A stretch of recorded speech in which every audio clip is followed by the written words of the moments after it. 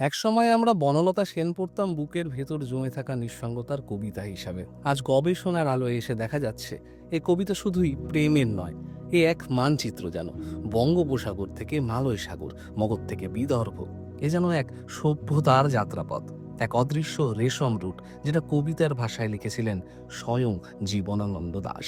হাজার বছর ধরে আমি পথ হাঁটিতেছি পৃথিবীর পথে, এ কোনো রূপক নয়, এই ইতিহাসের হাঁটা, যে হাঁটা শুরু হয় সিংহল সমুদ্র থেকে, ছুঁয়ে যায় মালয় সাগর, ঢুকে পড়ে বুদ্ধ অশোকের ছায়ারাজ্যে, বিশ্রাম নেয় বিদর্ভ নগরে। এ সমস্ত নাম কবিতার সাজ নয়, বরং ভারতীয় উপমহাদেশ ও দক্ষিণ পূর্ব এশিয়ার প্রাচীন বাণিজ্য পথের স্থায়ী চিহ্ন। আজকের ঐতিহাসিক গবেষণা বলছে বাঙালির আদি পরিচয় ছিল কিন্তু জল মানুষের মতো। নদী, বন্দর আর সমুদ্র ছিল তার জীবন রেখা। তাম্রলিপ্ত থেকে শুরু করে চট্টগ্রাম, এই বন্দরগুলো দিয়ে বাংলার বিভিন্ন পণ্য রপ্তানি হয়েছিল সিংহল, জাভা আর সুমাত্রা পর্যন্ত। পাল আমলের বৌদ্ধ ভিক্ষুকরা যেমন এই পথেই গিয়েছেন, তেমনি বণিকরা এনেছেন কাঠ, মশলা আর বিভিন্ন ধারণা। সত্যি বলতে জীবনানন্দ সেই পথ জানতেন। ইতিহাসের ছাত্র নন হয়তো, কিন্তু ইতিহাসের সন্তান ছিলেন বলতে পারেন।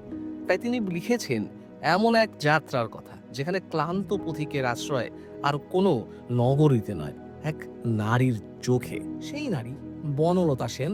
আজকের পাঠে কোনো ব্যক্তি নন, কিন্তু তিনি বঙ্গদেশ, তিনি বাংলার নিরুদ্দেশ সভ্যতার প্রতীক।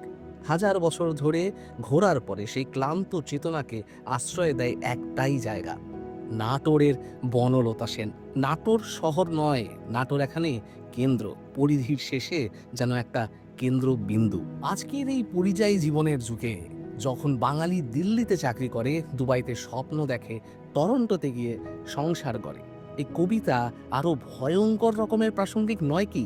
কারণ বনলতা সেন কেবল অতীতের নারী নন, তিনি প্রশ্নের মতন হাজির হয়, তুমি কি ফিরেছ? কবিতা তাই আজ প্রেমের কবিতা থেকে উঠে এসে দাঁড়িয়েছে আত্মপরিচয়ের এক আয়নায়, যাকে বারবার ভুলতে বসি। সে আমাদের দিকে তাকিয়ে আছে কবিতার চোখে। ইতিহাস আমাদের শেখায় সভ্যতা বন্দুকের জোরে নয়, স্মৃতির ভিতরে বাঁচে।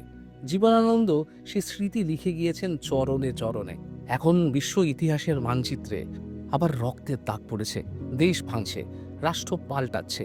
তখন বনলতা সেন ফের মনে করিয়ে দিচ্ছে, মানুষ কিন্তু ক্লান্ত হয় ইতিহাসে, বিশ্রাম পায় শুধু সংস্কৃতিতে।